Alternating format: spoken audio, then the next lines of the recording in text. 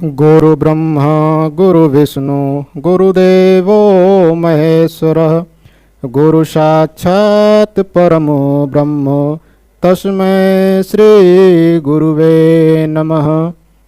प्रथम उपराष्ट्रपति एवं द्वितीय राष्ट्रपति डॉक्टर सर्वपल्ली राधाकृष्णन जी के जन्मोत्सव के अवसर पर सभी शिक्षकगण एवं हमारे परम आदरणीय गुरु जी को शत शत नमन। तो इस शिक्षक दिवस के अवसर पर आप सभी प्यारे विद्यार्थियों को भी बहुत बहुत बधाई। तो आइए हम इस अवसर पर हम अपने माँ गंगे के चौथे पार्ट में हम आप ये UP triple S C TET 2022 जो आपका पेपर जो है अक्टूबर महीने में होना निश्चित हुआ है, तो इसमें हम आपको जो है कि कुछ प्रैक्टिस सेट भी देंगे, लेकिन उससे पहले हम टॉपिक वाइज आपके सामने ये प्रैक्टिस रख रहे हैं, जिसमें हम आपको ये पार्ट चौथा है माँ गंगे का। तो इसमें हम आपको जो है कि पूर्ण संख्या से बनने वाले प्रश्न का सुपड़ा साफ प्रिपरेशन लाइन आपके लिए है। मंजिल उन्हीं को मिलती है जिनके सपनों में जान होती है, अब पंखों से कुछ नहीं होता है, हौसलों से उड़ान होती है। किस क्या है देखिएगा, पहला क्वेश्चन हमारा है, कह रहा है कि 4 अंकों वाला सबसे छोटा नंबर जो 7 से विभाजित हो सके कौन सा है। अब ए ऑप्शन में दिया है 1101, बी में 1108, सी में 1001 और डी में 1007। तो अब इसका सबसे बढ़िया तरीका है, आप इसको कैसे हल करेंगे। तो सर्वप्रथम अब इसमें एक चीज आप ये जानिएगा, जैसे आपको कहा जाए कि 4 अंकों की सबसे बड़ी संख्या, तो आप जैसे मानेंगे फिर क्या होगा, 4 अंकों की सबसे बड़ी संख्या। तो सबसे बड़ी संख्या अगर आपको बड़ी संख्या कहे तो आप कितना मानेंगे, 9 9 9। 4 अंक कहा है तो 9 को 4 बार लेंगे, 5 अंक कहा है तो 5 को 9 बार लेंगे, 3 अंकों की सबसे बड़ी संख्या कहा है तो 3 बार 9 को मानेंगे। लेकिन यहाँ पे आपको क्या दिया है, यहाँ पे आपको दिया है छोटी संख्या। तो इसी तरह जब छोटी संख्या कहेंगे तो 4 अंकों की सबसे छोटी संख्या क्या होगी, तो हम 1 लेंगे, तो 1 में हम कितने जीरो लगा देंगे, ये हमारा क्या हो गया, 4 अंकों की संख्या, 3 जीरो। तो 1 2 3 4 अंकों। तो कह रहा है जो 7 से विभाजित हो सके, तो सर्वप्रथम इसको हम किससे भाग कर देंगे, 7 से विभाजित कर देंगे। इसका तो वैसे ट्रिक भी होता है, लेकिन ट्रिक हम आपको इसलिए नहीं बताते कि अगर आप कॉन्सेप्ट समझे रहेंगे तो थोड़ा प्रैक्टिस कर लेंगे तो आप खुद ही ट्रिक बना लेंगे। तो अब देखिएगा, 7 एकम 7, 10 में से 7 गए 3, फिर 7 चौक 28, कितना हुआ, फिर 2 हुआ। अब फिर अब यहाँ पे क्या कर लेंगे, 7 दूनी 14, 7 दूनी 14, 10 में से 4 गए 6। तो अर्थात अब ये देखिएगा हमारा जो शेष फल बचा, कितना बचा, शेष फल 6 बचा। तो अब हम इसको ये देखिएगा कि 6 में हम क्या जोड़ दें कि वो किससे विभाजित हो जाए, 7 से विभाजित हो जाए। तो 6 में हम क्या जोड़ देंगे, 1, तो हमारी कितनी हो गई, 7। तो अर्थात ये हमारा क्या हो जाएगा, 7 अब पूर्णतः 7 से विभाजित हो जाएगा। तो अब यहाँ पे क्या करेंगे, जो 1 आया है उसी को हम किसमें जोड़ देंगे, जो हमने सबसे छोटी संख्या माना है, तो इसमें हम +1 कर देंगे, तो हमारा क्या हो जाएगा, 1001। यही आपका क्या होगा, आंसर होगा। तो आप देखिएगा ऑप्शन में क्या दिया है, ये ऑप्शन सी इज राइट। अब कह रहा है कि किसी संख्या को 52 से भाग देने पर 44 शेष बचता है, यदि उस संख्या को पुनः 13 से भाग दिया जाए तो शेष क्या बचेगा। अब इसका आप देखिएगा सबसे साधारण तरीका है कि अगर आपको इस तरह क्वेश्चन दिखे तो आप कुछ भी मत करिएगा, थोड़ा सा आप ये करिएगा कि यहीं पे देखिएगा कि क्या दिया, यहाँ पे शेष 44 दिया है। अब 44 दिया है, और फिर 13 से आप क्या दिया है, भाग देने पर, फिर शेष को 13 से भाग देने पर शेष क्या बचेगा। तो सीधे आप यहाँ पे क्या करिए, 44 को किससे भाग कर दीजिए, 13 से। किससे भाग कर देंगे, 13 से आप भाग कर दिए, कितनी बार जाएगा, 13 39। अब यहाँ पे आप घटाएंगे, 14 से 9 गए कितना होगा, 14 से 9 गए आपका कितना बचेगा, 5। कितना बचेगा, 9 5 14। तो यही आपका क्या होगा, आंसर हो गया, ऑप्शन डी इज राइट। अगला देखिएगा, क्वेश्चन क्या कह रहा है, कह रहा है कि 3 अंकों की कितनी संख्याएं हैं जो 17 से विभाज्य हों। तो एक चीज आप, 3 अंकों की कितनी संख्याएं हैं जो 17 से विभाज्य हैं। तो अब इसमें देखिएगा ऑप्शन ए में 51 दिया, बी में 52, सी में 53, डी में 54। ये आपके लोअर तृतीय परीक्षा में पूछा हुआ है। तो अब इसको देखिएगा हल कैसे करेंगे। तो अब इसमें एक चीज अब देखिएगा कि कह रहा 3 अंकों की कितनी संख्या है जो 17 से विभाज्य होगी। तो सर्वप्रथम ये देखेंगे 3 अंकों की सबसे छोटी पहले संख्या कौन है जो 17 से विभाज्य होगी। तो 3 अंकों की सबसे छोटी संख्या हमारा क्या होगा, 3 अंकों की सबसे छोटी संख्या 102, फिर उसके बाद 119, डॉट डॉट ये कहाँ तक जाएगा, 196, 196। तो अब आप इसमें अब ये देखिएगा, ये हमारा जो बन गया, ये हमारा किस श्रेणी में है, ये हमारा समांतर श्रेणी में है। किसमें है, समांतर श्रेणी में। अब आप कहते होंगे कि हम कैसे जान गए कि ये समांतर श्रेणी में, क्योंकि हमने पढ़ा है कि समांतर श्रेणी का जो बीच का अंतर होता है वो समान होता है। जैसे कि अब देखिए 102, 119 में से 102 घटाएंगे 17, फिर ऐसे से जाएंगे तो जो अंतर आएगा 2 अंकों का वो सेम होता है, तो हमारा वो समांतर श्रेणी में होता है। तो इसका सूत्र हमने पढ़ा है, ये देखिए दिया है, समांतर श्रेणी का सूत्र हमारा होता है Tn, मतलब क्या होता है कि Tn बराबर क्या होता है, a plus n minus 1d। इसका मतलब ये हुआ कि Tn हमारा अंतिम पद होता है, a हमारा प्रथम पद होता है, d हमारा सार्वधातुक, सार्वधातुक का मतलब 2 अंकों के बीच का जो अंतर होता है वही हमारा सार्वधातुक कहलाता है। जैसे अब d हमको निकालना है तो अब यहाँ पे d क्या होगा, 2 अंक हमारा पहला मानेंगे 119 और दूसरा 102, और इसका अंतर हमारा क्या होगा 17, यही हमारा क्या होगा सार्वधातुक। अब इसी पे रख देंगे Tn, अंतिम पद हमारा हुआ, तो अंतिम पद 196 दिया, प्रथम पद 102 दिया, और फिर उसके बाद n माइनस 1 इंटू डी हमारा कितना हुआ 17। अब इसी को आप हल कर लेंगे, क्या होगा 196 बराबर, यहाँ प्लस है तो 102 प्लस 17n माइनस 17। तो आप इसको हल करेंगे क्या होगा, 196 बराबर 102 में से 17 करेंगे 85 बराबर 17n। तो अब यहाँ पे देखिएगा फिर क्या होगा, 196 माइनस 85 बराबर 17n। तो अब 196 में से 85 घटाएंगे तो कितना होगा, 901 बराबर 17n। तो अब इसको आप फिर क्या होगा, n बराबर 901 बटे 17। तो अब इसको आप वो भाग करेंगे तो आपको कितनी बार जाएगा, 3 बार, 17 त्रिका 51, तो n बराबर क्या होगा 53। यही आपका आंसर होगा। तो आपके ऑप्शन नंबर सी राइट होगा। नेक्स्ट है कि 9 एवं 63, 9 एवं 63 के बीच कितनी संख्याएं हैं जो 9 से पूर्णतः भाज्य हैं परंतु 3 से भाज्य नहीं है। Option A 0, B 3, C 5, D 9। तो अब देखिएगा अब इसमें क्या कहा है कि अब आपको इसमें कहा है कि अब इसमें आपको भाज्यता का नियम पता होना चाहिए 9 और 3 का, 9 और 3 का। तो अब इसमें देखिएगा 9 और 3 का भाज्यता संख्या मालूम होना चाहिए। अगर नहीं मालूम है तो एक वीडियो हम आपको लगभग 6 से 7 मिनट का देंगे, तो उसमें हम आपको भाज्यता का नियम का जो ट्रिक होता है बता देंगे। तो उसी एक ट्रिक से आप जो है कि कोई भी संख्या देगा सबका आप भाज्यता का नियम निकाल सकते हैं। तो इसमें हम देखेंगे, तो इसमें आप एक चीज ये जानिएगा कि कोई भी संख्या जो 9 से विभाज्य होगी वो 3 से भी विभाज्य होगी। इतना आप याद रखिएगा, कोई भी संख्या जो हो 9 से पूर्णतः विभाज्य होगी वह संख्या 3 से भी विभाज्य होगी। तो ऐसी कोई संख्या नहीं है कि जो 9 से विभाज्य हो और 3 से विभाज्य ना हो। तो अब यहाँ पे ऑप्शन ए इज हमारा राइट होगा, अर्थात 0। नेक्स्ट क्वेश्चन देखिएगा, नेक्स्ट क्वेश्चन देखिएगा। नेक्स्ट क्वेश्चन हमारा दिया क्या है कि अब देखिएगा नेक्स्ट क्वेश्चन है, कह रहा है कि एक संख्या को 391 से भाग देने पर शेष 58 आता है। अब फिर उसी टाइप का आ गया, तो अब इसमें आप कुछ न करिए, अब 58 दिया है तो आप इसमें क्या करेंगे, 58 को किससे भाग कर देंगे, फिर 17 से। कितनी बार जाएगा, 17 त्रिका 51, 8 में से 1 गए 7, शेष कितना बचा, डी इज राइट आंसर, 7 आपका आंसर होगा। नेक्स्ट क्वेश्चन कह रहा है कि एक 2 अंकीय संख्या के अंकों का योग 8 है। तो हम सर्वप्रथम मान लेंगे कि माना पहली संख्या क्या है, माना पहली संख्या x है, तो दूसरी संख्या हमारा क्या होगा y होगा। फिर आगे कह रहा है कि यदि उसी संख्या से 36 घटाया जाता है तो इसके अंक एक दूसरे से स्थान बदल लेते हैं तो वह संख्या बताइए। तो ये हमारा जो समीकरण दिया है संख्या आधारित पे, तो इसमें हम सर्वप्रथम मान लेंगे कि माना वह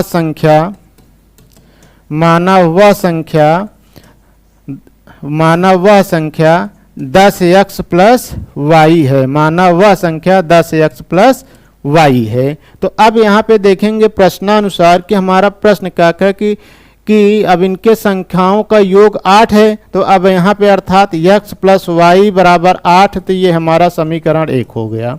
तो अब दूसरा कह रहा है कि यदि उसी संख्या से 36 घटाया जाए तो अब हमारा जो 10x प्लस वाई है, तो उसी संख्या से जो 10x प्लस वाई है में 10x प्लस वाई उसी संख्या से 36 घटाया जाता है तो अब यहाँ पे उसका मान बदल जाता है। तो 10y प्लस x, अर्थात जहाँ x था वहाँ पे क्या हो गया y, कितना घटाया जाता है 36।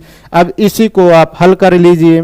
तो अब इसको हल कैसे करेंगे कि यहाँ 10x फिर माइनस x बराबर 10y माइनस y माइनस 36। तो अब यहाँ क्या होगा 9x बराबर क्या होगा 9y माइनस 36। तो अब यहाँ पे क्या होगा कि अब यहाँ पे एक चीज़ ये भी कर सकते हैं क्या कि 9y माइनस 9x बराबर 36। अब ये हमारा प्लस हो गया। तो अब यहाँ पे 9 कॉमन लेंगे तो y माइनस x बराबर 36, 9 चौक 36। तो अर्थात y माइनस x बराबर क्या आ गया 4। अब ये हमारा समीकरण 2 हो गया। तो हमें संख्या का मान बताना है। तो अब यहाँ पे देखिएगा, अब यहाँ पे क्या दिया है समीकरण 1 व 2 को हल करने पर तो यहाँ क्या हो जाएगा x प्लस वाई बराबर 8 है। ये हमारा समीकरण 1 था। अब इसको हल कर घटाएंगे तब क्या हो जाएगा, अब ये हमारा हो जाएगा क्या जो है, अब देखिएगा x से x जो है कैंसिल होगा तो y प्लस वाई हमारा 2y बराबर 8 4 12। तो y बराबर क्या होगा 2 छंग 12, y का मान 6 आ गया। तो अब x का भी मान करें तो y का मान समीकरण 1 में रख देंगे तो क्या होगा, तो अब यहाँ पे x प्लस वाई बराबर 8 है। तो अब यहाँ पे y का मान 6 रखेंगे तो हमारा x बराबर कितना आ जाएगा 2 आ जाएगा। तो संख्या का मान पूछा है तो अब यहाँ पे क्या करेंगे, संख्या का मान आपको क्या करेंगे तो जो पलटने का 2y प्लस x है, अब इसी का आपको बताना है। तो अब 10 गुणे 6 धन 2, तो 10 छंग 60 2 62, यही आपका क्या होगा आंसर होगा, अर्थात ऑप्शन डी इज राइट हुआ। नेक्स्ट क्वेश्चन कह रहा है हरात्मक श्रेणी। तो हम सर्वप्रथम आपको श्रेणी के बारे में बताएंगे कि श्रेणी हमारा होता क्या है। तो अब देखिएगा श्रेणी आपको जो है कि आपके सिलेबस में जो तीनों श्रेणी दिया है तो सर्वप्रथम हम पढ़ लेंगे क्या कि समांतर श्रेणी क्या होता है। समांतर श्रेणी हम जैसे आपको हम क्या बताए कि समांतर श्रेणी वह होता है जिनके बीच के अंतर समान होते हैं, वह हमारा समांतर श्रेणी कहलाता है। दूसरा हमारा होता है क्या गुणोत्तर श्रेणी। क्या होता है गुणोत्तर श्रेणी।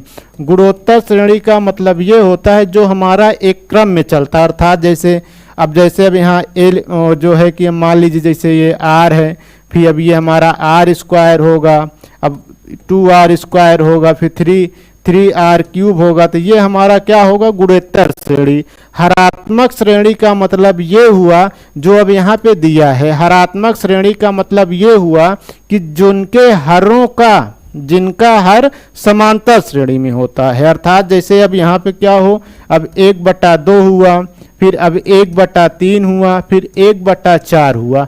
क्या ये हमारा जो है हरात्मक श्रेणी में है? तो हाँ, अब ये हरात्मक श्रेणी में है। आप कैसे जान लिए कि अब इसका जो हर होता है वो आपका समांतर श्रेणी में होता है, अर्थात 2 के बाद 3, अर्थात 3 2 का अंतर कितना होगा 1 होगा, फिर 4 3 का अंतर कितना होगा 1 होगा, फिर 1/5, 4 और 5 का अंतर कितना होगा 1, अर्थात इसका जो अंतर है वो क्या होता है समान होता है। इसका अंतर क्या होता है समान होता है। तो ये हमारा समांतर श्रेणी हुआ, नहीं हमारा ये हरात्मक श्रेणी हुआ। तो अब ऑप्शन में आप देखिए ए दिया है, ए क्या दिया है, ए आपका 3 दिया है, 3 दिया है, फिर 1/3 दिया है, फिर 27 दिया है तो इनके अंतर समान है नहीं, तो ये हमारा नहीं होगा। बी दिया है क्या 1 दिया है, फिर 11/7 दिया है, ये भी नहीं होगा। अब यहाँ पे सी देखिएगा, सी 1 दिया है, फिर 1/4 दिया है, फिर 1/7 दिया है, फिर 1/10 दिया है।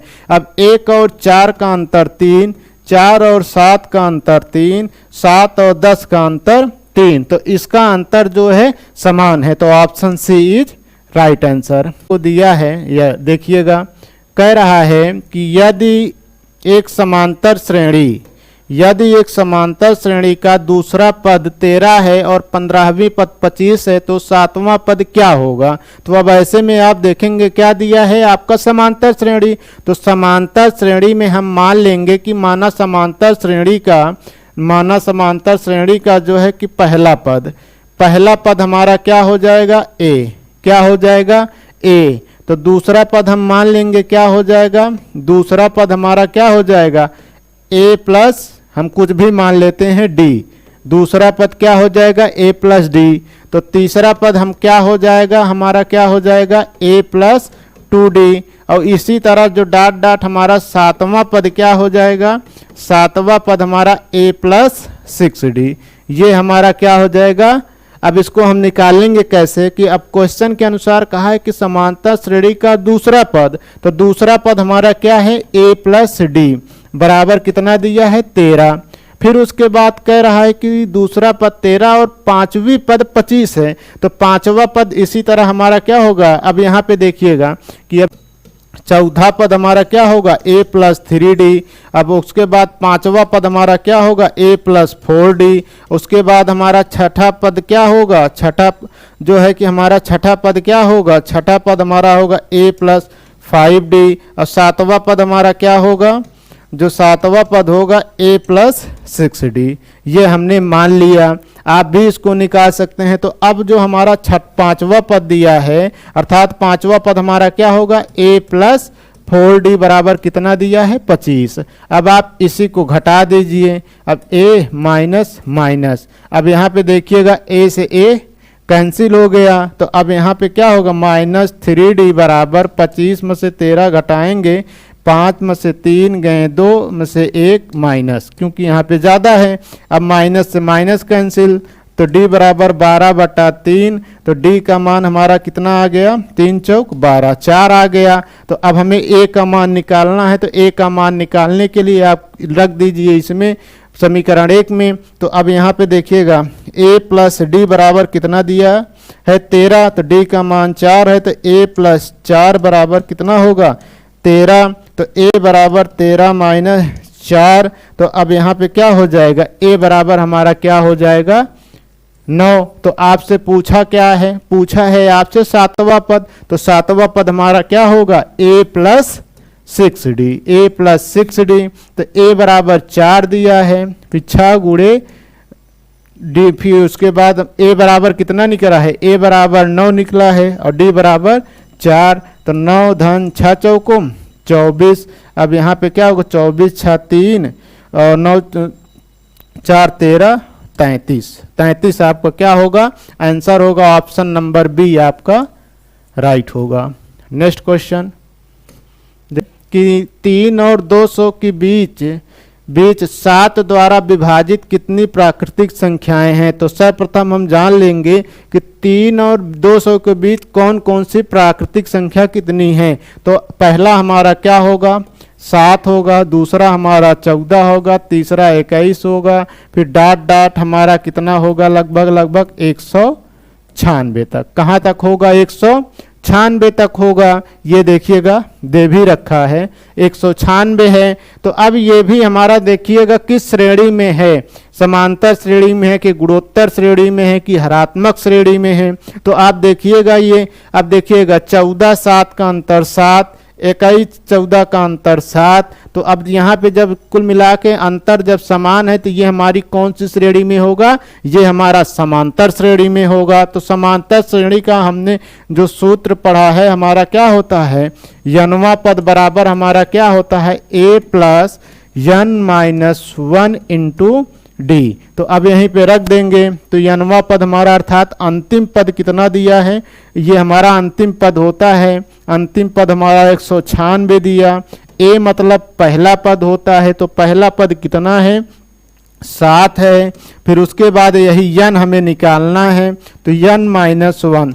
डी का मतलब होता है सार्वांतर। हमने बताया सार्वांतर का मतलब होता है दो अंकों के बीच का अंतर। तो दो अंकों के बीच का अंतर 14, 7 का अंतर कितना होगा 7 होगा। अब आप इसको हल कर लेंगे तो अब ये 196 बराबर 7 धन फिर 7n -7। तो अब यहाँ पे 7 से 7 आपका कैंसिल होगा, तो 7n बराबर 196। तो अब यहाँ पे क्या करेंगे, n बराबर 196 बटा 7। तो अब यहाँ पे क्या करेंगे, 7 दूना 14 फिर 7 8 56, हमारा 28 क्या होगा, आंसर होगा option number B is right answer.